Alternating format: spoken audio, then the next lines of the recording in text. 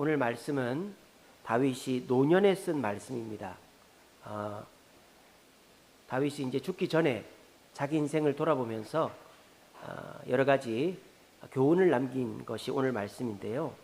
첫째는 시기와 질투를 분노를 그치라 이랬습니다. 37장 1절에 보면 악을 행하는 자들 때문에 불평하지 말고 시기하지 말라. 8절에도 보시면 분을 그치고 노를 버리고 불평하지 말라. 시기와 분노는 아무 도움이 되지 않는다. 두 번째로 다윗이 교훈하는 것은 하나님을 바라봐라 이렇게 얘기합니다. 3절 4절 여호와를 의뢰하고 선을 행하라. 4절 여호와를 기뻐하라. 7절 여호와 앞에 잠잠하고 참고 기다리라. 시기하고 분노하지 말고 하나님을 바라봐라 이렇게 권면하고요. 세 번째로 그러면 악한 자는 어떻게 되느냐? 악한 자는 반드시 하나님께서 멸망시키신다. 2절에 보시면 그들은 풀과 같이 속히 배임을 당하고 푸른 채소같이 세잔할 것이다. 10절에 보시면 잠시 후에 악인은 없어진다. 18절에 보시면 여호와께서 온전한 자의 날을 아신다. 28절에 보시면 여호와께서 정의를 사랑하시고 성도를 버리지 않는다.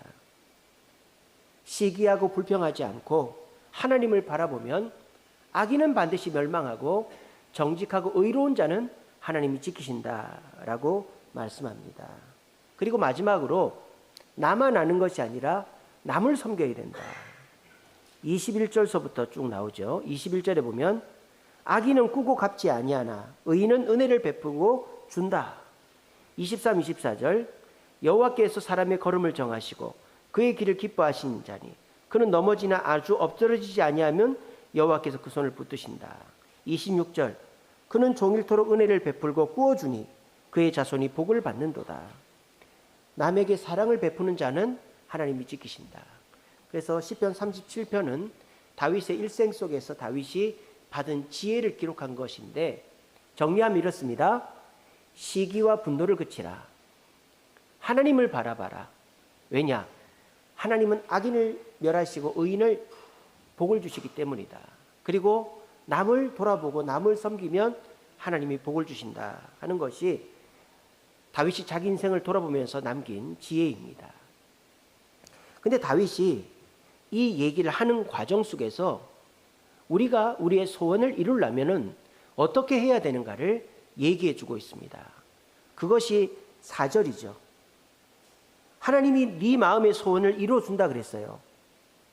여러분들 마음의 소원이 다 있죠? 예, 소원이 없나 보네. 다시 여러분 마음에 소원이 다 있습니까? 네. 원하는 것들이 다 있잖아요.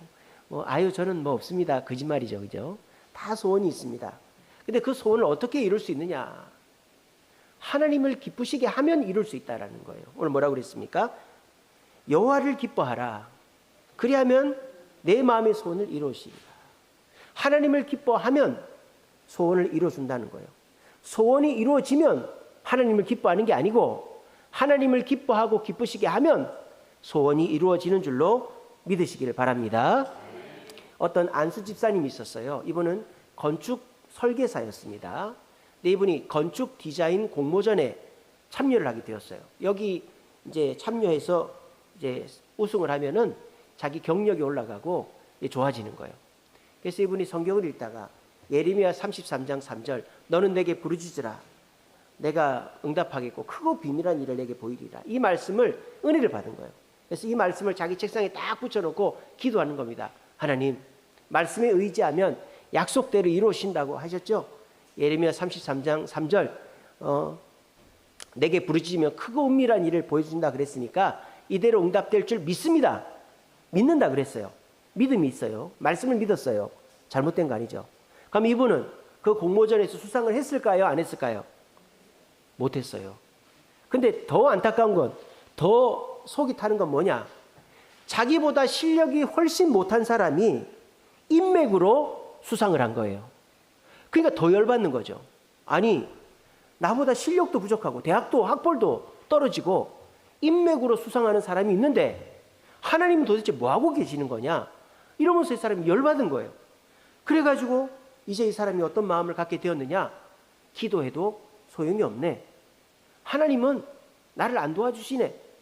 이 사람이 믿음을 가졌지만 오히려 믿음이 성장하지 못하고 믿음이 망가지는 결과를 갖게 되었다라는 것입니다.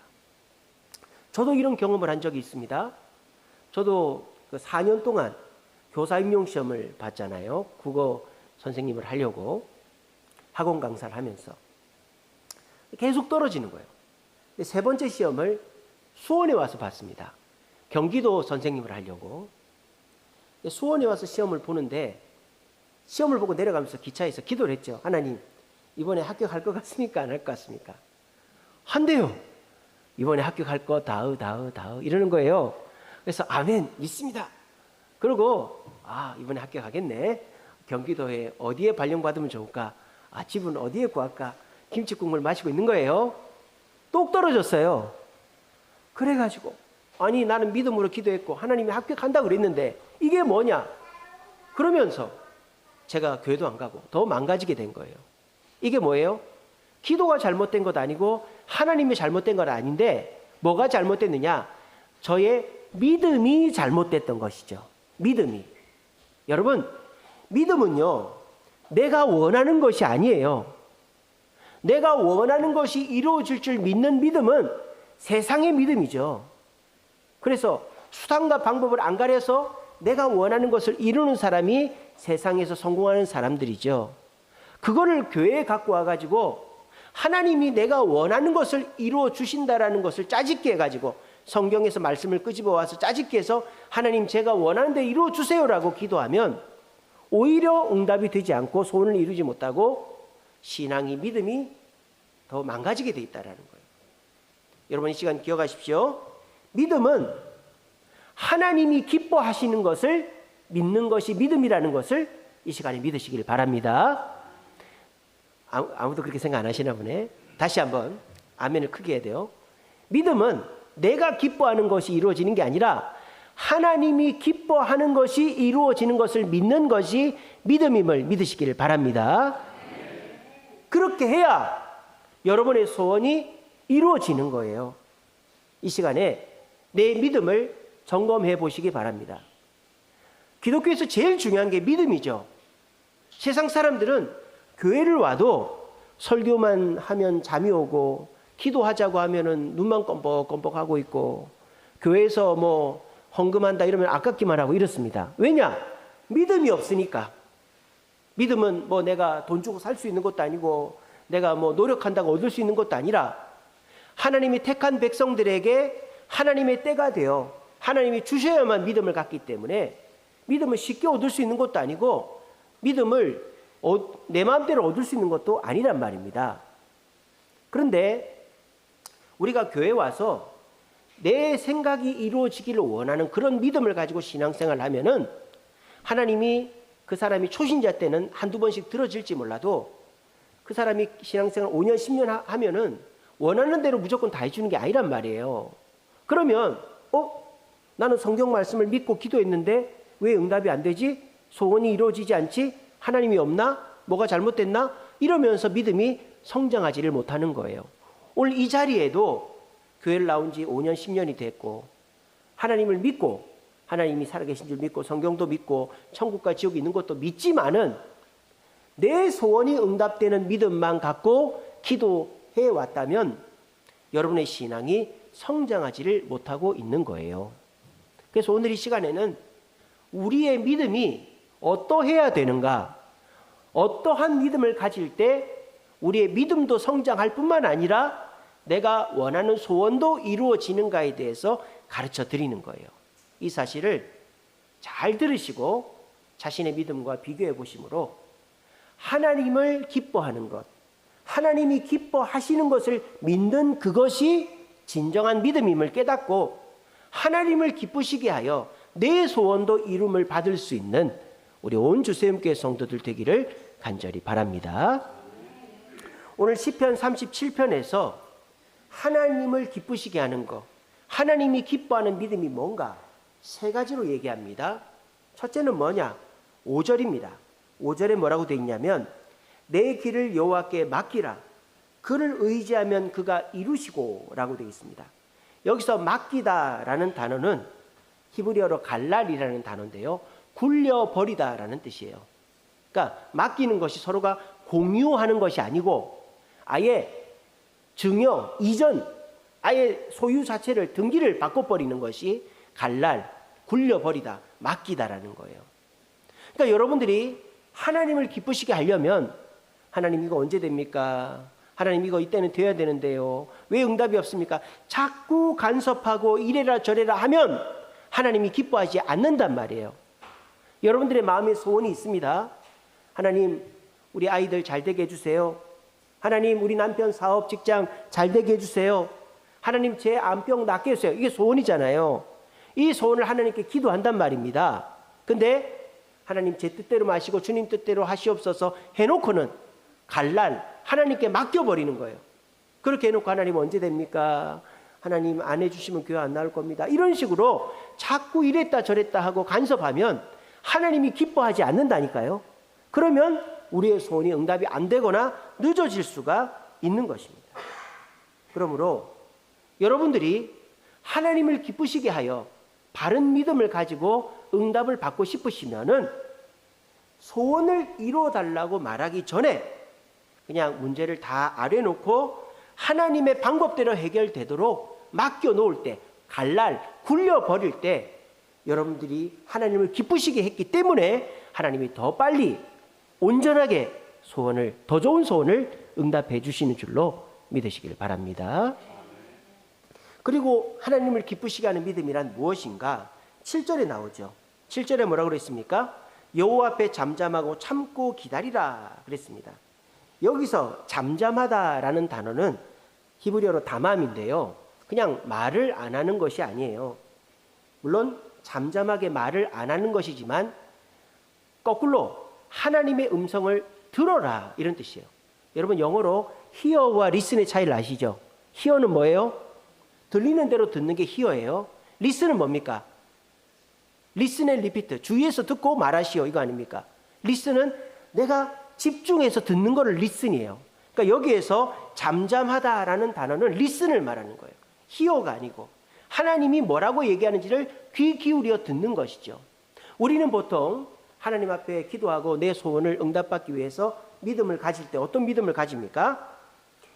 내 때에 내 방법대로 이루어지기를 원한다는 거예요. 그래서 자꾸 뭐가 많아지느냐? 말이 많아지는 거예요. 말이.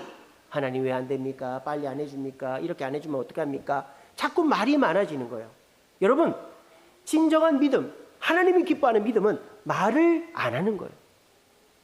말을 한번 기도했으면 더 이상 막 그 말을 하지 말고 갈랄, 하나님께 맡겨버리고 다만 잠잠히 기다리는 거예요. 그냥 기다리는 게 아니라 listen, 하나님께서 나한테 뭐라고 하신지를 듣는 거예요. 그게 뭐예요? 구하고 찾고 두드리는 거죠. 기도는 그냥 말만 해놓고 있는 게 아니라 구하고 seek, 찾고 seek, 그 다음에 두드리고 knock하고 이렇게 구하고 찾고 두드리는 ask, seek, knock의 과정, 그 적극적인 과정이 있는 사람이 기도 응답을 받는다라는 거예요. 오늘 이 자리에 계신 분들 중에 기도를 하면서도 너무 조급해가지고 자꾸 말이 많아지고 자꾸 하나님과의 관계가 악화되는 분들 계십니까? 여러분 그것은 절대 하나님이 기뻐하지 않는 행동입니다. 하나님을 기쁘시게 하려면요, 하나님께 기도했으면 하나님께 갈랄, 맡겨버리는 거예요. 그리고 내 말은 줄이고 하나님의 음성을 들으려고, 리슨하려고 노력을 하는 거예요. 그렇게 하면 어떻게 될까요? 저놈 봐라, 저놈은 그렇게 다급한데도 막 나한테 요구하지 않고 내가 뭐라고 하는지 기다리고 있네. 내가 너무 기쁘구나, 소원을 들어줘야지. 이렇게 해서 응답이 된다 이 말입니다. 가정의 문제, 직장의 문제, 개인의 문제, 또 뭐 신앙의 문제, 여러 문제들이 있으신 분들, 그 문제를 두고 내가 자꾸 조급하게 하나님 앞에 떼쓰지 마시고 다만 잠잠히 기다리라. 하나님이 뭐라고 하는지를 귀 기울이면서 잠잠히 기다리심으로 하나님을 기쁘시게 하여 하나님의 응답을 경험할 수 있는 저와 여러분 되시기를 간절히 바랍니다. 마지막 세 번째로 하나님을 기쁘시게 하는 믿음은 무엇이냐? 3절에 나오죠. 3절에 뭐라고 그랬습니까? 여호와를 의뢰하고 선을 행하라 그랬습니다. 선을 행하라. 자, 하나님이 기뻐하는 믿음은 행동하는 믿음입니다. 행동. 그냥 믿습니다 하고 가만히 있는 믿음이 아니라 하나님이 주시는 뜻대로 100% 응답을 안 해줘도 하나님의 응답이 확실하면 행동하는 믿음입니다. 그럼 어떻게 행동해야 되느냐? 오늘 여기서 의뢰하다라는 단어가 히브리어로 바타흐라는 단어인데요. 이 바타흐에는 어떤 뜻이 있느냐? 절벽에서 뛰어내려 안기다 이런 뜻이 있어요. 절벽에서 뛰어내려 안기다. 그러니까 우리가 행동하되 절벽에서 뛰어내리는 것 같이 확신이 없고 위험하고 또 성공 확률이 낮아도 하나님을 믿고 뛰어내리는 행동을 하는 것이죠. 그렇게 할 때 어떻게 될까요? 하나님은 우리가 생각지 못한 크고 비밀한 일을 보여주시는 것입니다. 남들이 다 할만하고 다 공개되어 있고 위험성이 없는 일은 성공 확률도 낮고 이미 남들이 다 하겠죠. 근데 남들이 볼 때 이게 좀 위험하다, 잘 안 될 수도 있다, 이런 일이지만 확실한 어떤 지식이나 정보, 도움이 있으면 뛰어내리는 것이죠. 그러는 사람이 기회를 잡는 것입니다. 우리가 그렇단 말입니다. 하나님은 어떤 사람을 기뻐하느냐? 일이 준비가 다 된 상태에서 뛰어드는 사람을 기뻐하는 게 아니라 부족하고 연약하고 아직 확실치 않아도 하나님을 믿고 절벽에서 뛰어내리듯이 행동하는 자를 기뻐하신다라는 것입니다.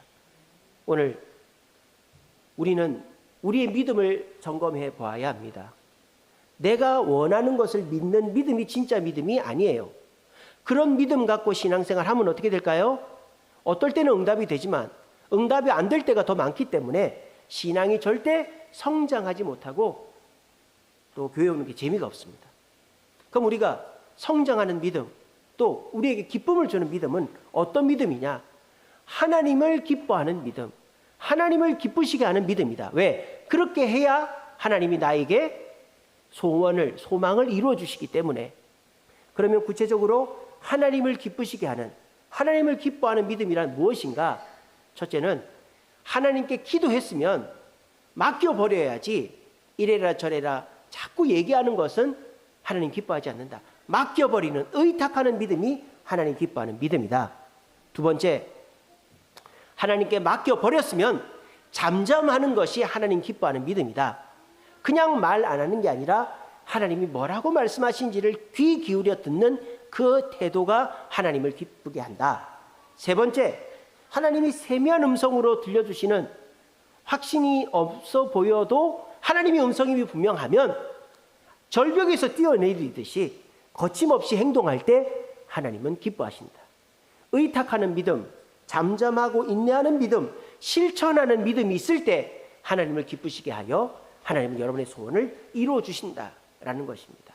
오늘 이 말씀 모두 가슴에 새기시고 세상 사람들처럼 내 소원을 이루려고 하고 이루어지지 않으면 자꾸 떼쓰고 그래서 확신이 없으니까 가만히 있고 이렇게 하는 성도들, 사람들이 아니라 하나님을 기쁘시게 하기 위해서 하나님께 맡겨버리고 내 말을 그치고 하나님의 음성에 귀 기울이고, 무엇보다도 하나님께서 조그마한 힌트, 조그마한 것만 주셔도 그것에 절벽을 뛰어내듯이 적극적으로 행동하심으로 하나님을 기쁘시게 하여 소원을 이루는 믿음으로 믿음이 성장하고 여러분들이 원하는 것들을 이루어가는 저와 여러분 되시기를 간절히 바랍니다.